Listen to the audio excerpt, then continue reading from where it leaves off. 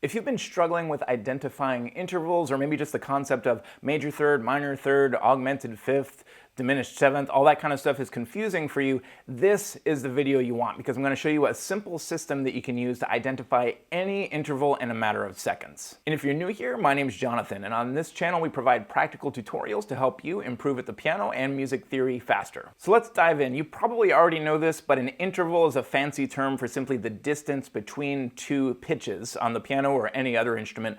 And there are two parts to naming any interval. We have the quality and then the size. We're going to start with size. That's the simpler one to talk about, and then we'll talk quality.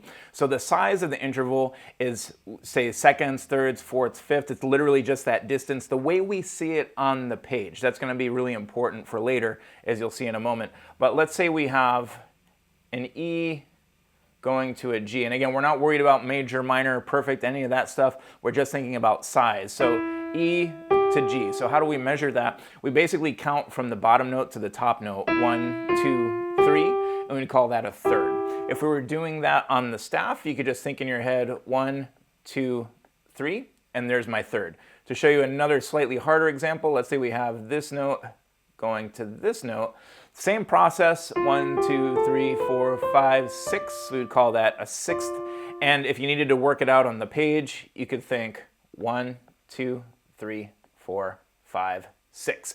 Now, we're figuring it out with all the different steps in between, but an important skill you'll want to develop as a pianist and as a music theory person is to be able to look at an interval and be able to identify it very quickly. I'll include a link in the description of a free tool you can use to practice that. So when you look at an interval like this, let's say we have F to B flat. When we think about the size, we're going to look specifically at the note heads. There to there. So again, in this case, 1, 2, 3, 4. So that's going to be a something fourth. Or say you have something more complicated looking like this going to this. Looks a little scary on the outset, but again, just look at your note heads. Pretend the sharps aren't even there for a second. 1, 2, 3, 4, 5, 6. It's going to be some kind of sixth. And next we're going to talk about how to figure out the quality. When it comes to figuring out the quality of an interval, you want to think about the major scale of the bottom note. I'll show you a couple examples of that. Let's say we have a D going to an F sharp. As we know, it's going to be some kind of third, and you want to go from the major scale of that bottom note. So in this case, we'd be thinking in terms of D major. Now, if you have an interval that's a second, third, sixth, or seventh, basically anything other than a fourth, fifth, or octave, and it's in the major scale, that's going to be a major interval. So in this case, 1, 2, 3, that's in that major scale. So we're going to call that a major third. Let's check out a trickier example. Let's say you have D going to C sharp.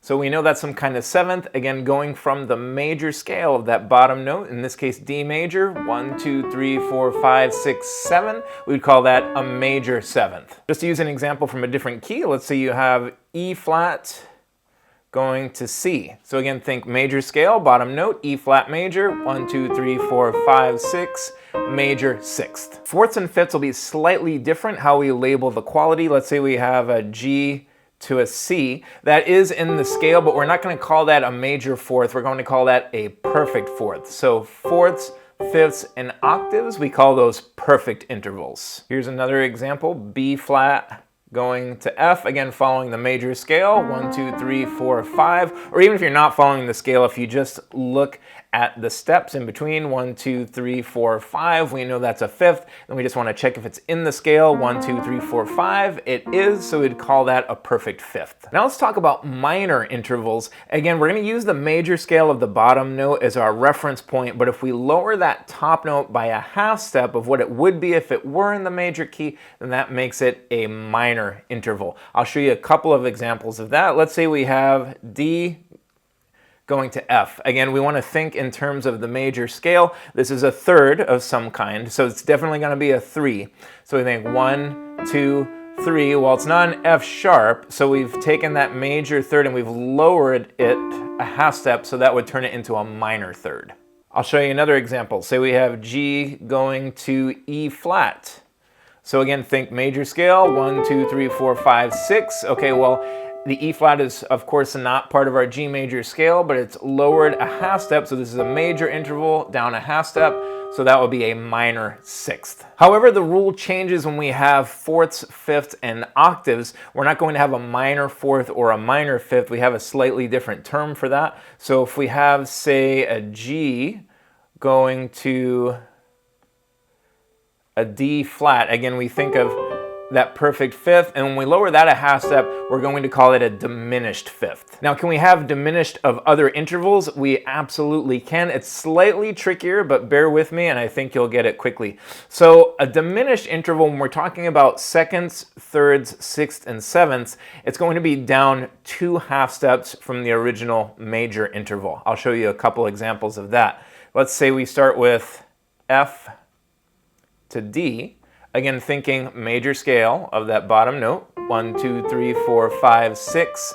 So that's a major sixth. If we lower that by a half step, that turns it into a minor sixth. And if we lower that again, which keep in mind, we can't change the note head, because if we change that, that's going to make it not a sixth anymore. So we have to add accidentals to adjust these intervals. If we want to turn this into a diminished sixth, we would turn it into a double flat. So it would be essentially the same 2 pitches as F to C, but we're going to call it F to D double flat to make that a diminished sixth. We'll talk about augmented intervals in just a moment, but just to recap, so if the interval, if it's in the key of the major scale of the bottom note, if it's a second, third, sixth, or seventh, it's going to be a major interval. So if it's a fourth or fifth, it'll be perfect. And then if we lower any of those by a half step, fourths and fifths, that'll be diminished.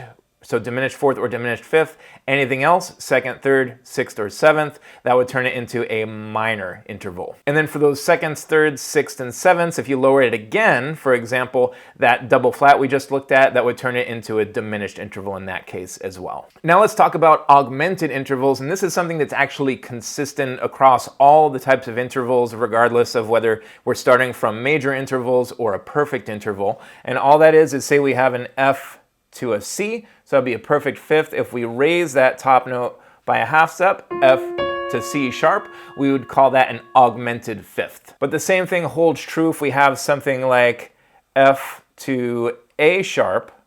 So again, go from the major key of the bottom note first. So normally an A would be a major third.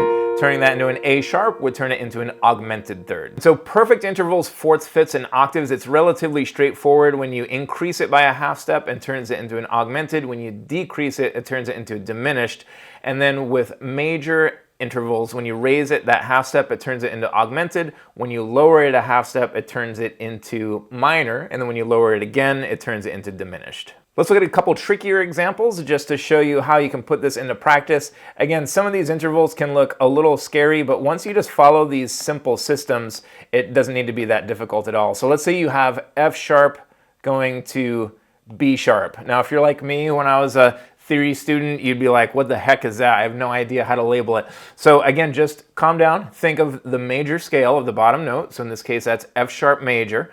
And so we know it's a fourth. So what would a fourth in that key be? 1, 2, 3, 4. Well, it'd be a regular B. So what happens when we change it to a B sharp? That would turn it into an augmented fourth because we're raising it by a half step. Or say you have D flat to B natural. So again, looking at the note heads, we know it's a sixth. 1, 2, 3, 4, 5, 6. So normally a major sixth would be B flat. This is B natural. That would be an augmented sixth. And I'll show you one last trick. If you have a major interval, say you have a major sixth, anytime you decrease it by a half step, on either direction, it's going to turn it into a minor interval. So F to D, that's a major sixth. If we turn this into an F sharp, we don't have to start from scratch again. I mean, we could, but if this is major, making it smaller by a half step, that's going to turn it into a minor sixth. Kind of cool, right? Then similarly, this is a minor sixth, and if we lower this by a half step, F sharp to D flat, that would turn it into a diminished sixth. So we went from major, minor, diminished. Again, we didn't change the note heads at all. Those are all sixths, but notice that as it gets smaller, we go from major to minor to diminished. And if you need some brushing up on your major scales to help with this, I go through all 12 of them right here. Check it out, and I'll see you there.